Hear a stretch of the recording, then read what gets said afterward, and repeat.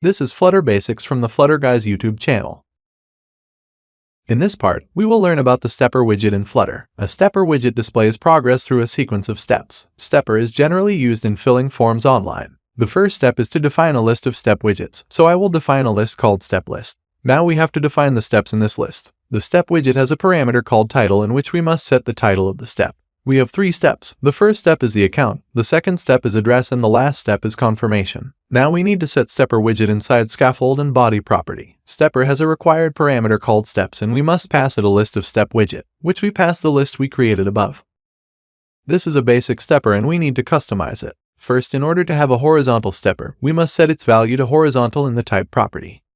To change the shadow value under the stepper, we can change the value of the elevation property. I want to disable it, so I set its value to 0.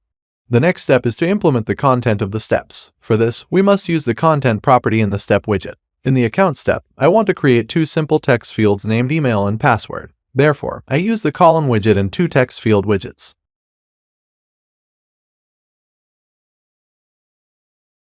Now we should be able to go to the next step when we click on the continue button. But the continue button is not active. In order to activate it, we must use the onStepContinue method. Now we have to define the conditions for going to the next step in this method. First, we must determine which step is the current step. For this, we define a variable called currentStep, which initial value is 0. 0 means the first step is the account step.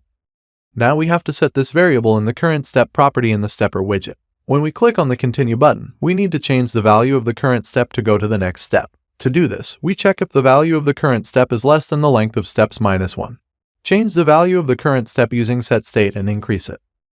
Length of steps -1 means that we do not have more than 3 steps and we cannot go to the next step in the third step. Now if we click on continue, we will see that we go to the next step. But the problem is that it is not clear which step we are at. To solve this problem, we need to use the isActive property in the step widget. In the first step, we determine that if the value of the current step is greater than 0, the value of isActive will be true. We can also use the state property to improve it. In the first step, I check if the value of the current step is smaller than 0, then it is in editing state, otherwise it is in complete state. In the other steps, we apply exactly these changes. In the address step, I put 2 text fields named address and pin code. Then I check in the isActive property. If the value of the current step is greater than 1, its value will be set to true. And in the state property, if the value of the current step is less than 1, then it is in editing mode and otherwise it is in complete state.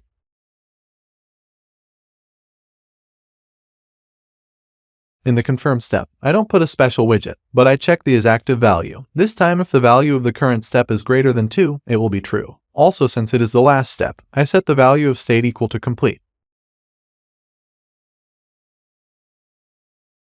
And to go back to the previous step, when we click on the cancel button, we must use the onStepCancel method. In this method, we check if the value of current step is greater than 0, change and decrease its value using setState. The reason I set the condition greater than 0 is that you cannot go back to the previous step in the first step. And make sure hit the subscribe button to get next video.